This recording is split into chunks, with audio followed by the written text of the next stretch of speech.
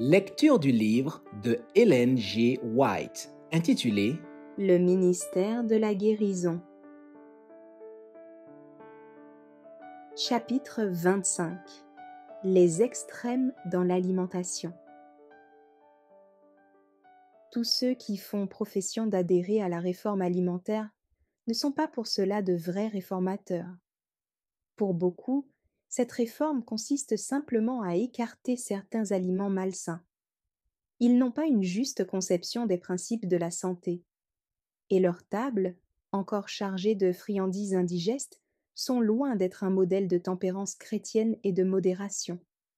D'autres, voulant montrer l'exemple, versent dans l'extrême opposé, ne pouvant se procurer les meilleurs aliments. Au lieu de les remplacer le mieux possible, ils adoptent un régime déficitaire qui ne leur apporte pas les éléments nécessaires à la formation d'un sang généreux. Leur santé en pâtit, leur activité est compromise, et leur exemple témoigne plutôt contre la réforme qu'en sa faveur. D'autres, encore, pensent que la santé exigeant une nourriture simple, il n'est pas nécessaire de choisir et de préparer des aliments avec soin. Se restreignant à une alimentation très sommaire et ne présentant pas une variété d'éléments nutritifs suffisante pour répondre aux besoins du corps, ils en subissent les conséquences. Les gens qui n'ont qu'une idée imparfaite des principes de la réforme sanitaire sont souvent les plus tenaces, non seulement à maintenir leur point de vue, mais à chercher à l'imposer à leur famille et à leurs amis. Cette réforme tronquée a des effets désastreux sur leur santé. Leurs efforts pour la faire adopter donnent à beaucoup une fausse idée de la réforme alimentaire et les amènent à la rejeter complètement.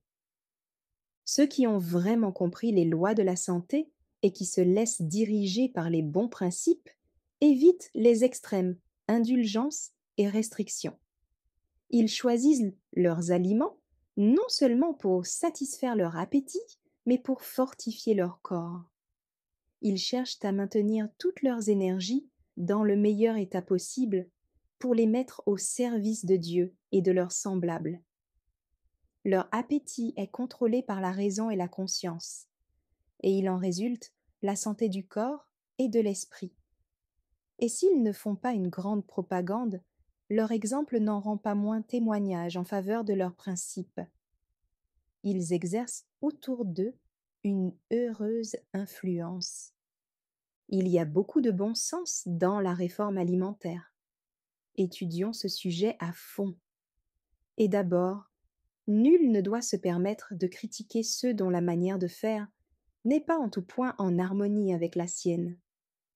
On ne peut établir une règle invariable pour chacun, et personne n'a le droit de se croire le critère auquel les autres doivent se conformer. Tous ne peuvent manger les mêmes mets. Des aliments sains et appétissants pour certains sont désagréables et même nuisibles pour d'autres. D'aucuns ne peuvent supporter le lait, alors qu'il réussit très bien à d'autres. Il en est qui ne digèrent pas les pois et les haricots, tandis que d'autres s'en trouvent très bien. Pour les uns, les préparations de céréales à l'état naturel sont excellentes. D'autres ne peuvent en faire usage. Ceux qui vivent dans les pays pauvres, où les fruits sont rares, ne devraient pas exclure de leur régime les œufs et le lait. En revanche, les personnes fortes et de tempérament sanguin supprimeront les aliments stimulants. Les œufs, en particulier, seront évités dans les familles où les enfants ont des tendances à la sensualité. Mais les personnes dont le sang est appauvri ne devraient pas écarter entièrement le lait et les œufs, surtout s'il ne leur est pas possible de se procurer d'autres aliments également riches en éléments nutritifs. Il faut prendre soin cependant d'obtenir du lait de vache bien portante et des œufs de poule bien nourris et bien soignés. Ceux-ci devraient être cuits de la manière qui les rend le plus digestibles. La réforme alimentaire doit être progressive. À mesure que les maladies des animaux augmentent, l'usage des œufs et du lait devient de plus en plus sujet à caution. Il faut s'efforcer de les remplacer par d'autres aliments sains et bon marché. Chacun devrait, autant que possible, savoir faire la cuisine sans lait et sans œufs, mais en veillant toutefois à ce que les aliments soient sains et de bon goût. La méthode de prendre 2 repas par jour est généralement favorable à la santé. Cependant, certaines personnes ont besoin d'un troisième repas. Celui-ci devrait être très léger. Les biscuits secs, les biscottes, les fruits ou le café de céréales torréfié sont les meilleurs aliments pour le repas du soir. D'aucuns vivent sans cesse dans l'appréhension que leurs aliments, quelque simples et sains qu'ils soient, ne leur fassent mal. Je leur dirai, n'ayez pas cette crainte, détournez vos pensées de ce sujet. Mangez selon les directives de votre meilleur jugement. Après avoir demandé à Dieu de bénir votre nourriture, croyez qu'il a entendu votre prière et soyez en paix. Les principes de la santé exigent que nous bannissions de notre table tout ce qui est de nature à irriter l'estomac et à nuire à la santé. Mais souvenons-nous qu'une alimentation insuffisante appauvrit le sang. Des cas de maladies très difficiles à guérir peuvent en résulter. L'organisme n'étant pas suffisamment nourri, une débilité générale et la dyspepsie s'ensuivent. Ceux qui s'alimentent insuffisamment n'y sont pas toujours contraints par pauvreté. Ils le font souvent par ignorance, par négligence, ou pour obéir à leurs idées erronées de réforme. Dieu n'est pas honoré lorsque nous négligeons notre corps ou que nous lui imposons des excès, nous rendant ainsi incapables de le servir. Prendre soin du corps en lui fournissant des aliments savoureux et nourrissants est un des premiers devoirs de la maîtresse de maison.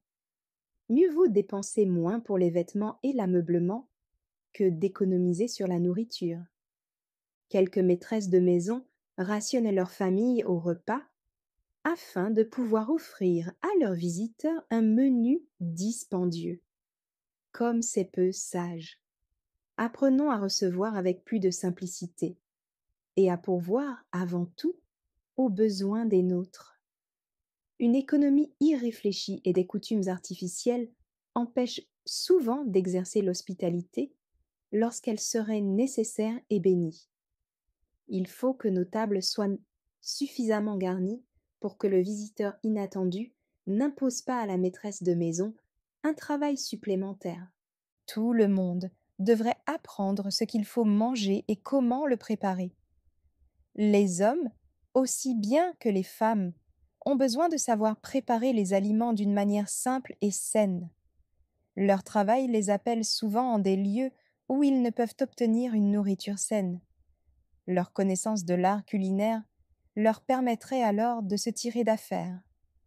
Accordez une grande attention à votre alimentation. Allez de la cause à l'effet. Maintenez l'appétit sous le sceptre de la raison.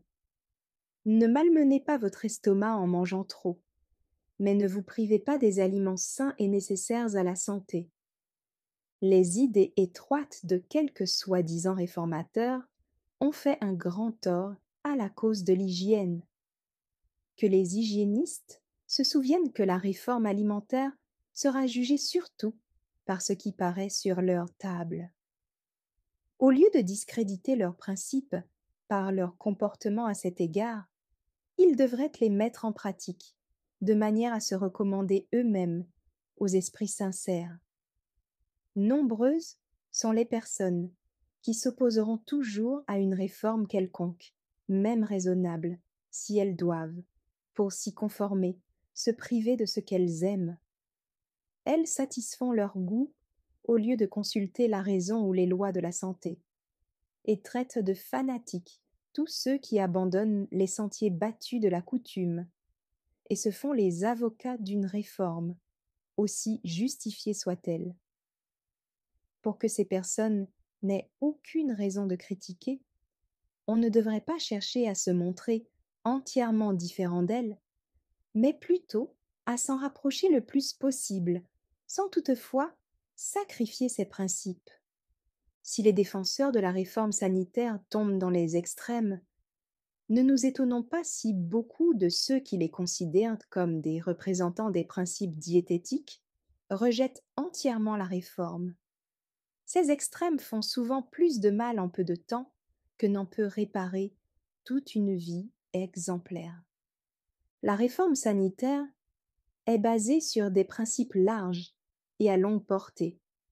Ne la rapetissons pas par des vues et des pratiques étroites. Que nul ne s'en laisse détourner par l'opposition, le ridicule ou le désir d'influencer ou de faire plaisir à quiconque. Ceux qui sont guidés par des principes suivront le droit sentier d'une manière ferme et décidée, tout en manifestant un esprit généreux, chrétien et modéré. Merci d'avoir écouté cette lecture. Si vous avez des questions ou des remarques sur le thème abordé, n'hésitez pas à les partager dans les commentaires et notre équipe ne manquera pas de les considérer. À bientôt sur lereste.org.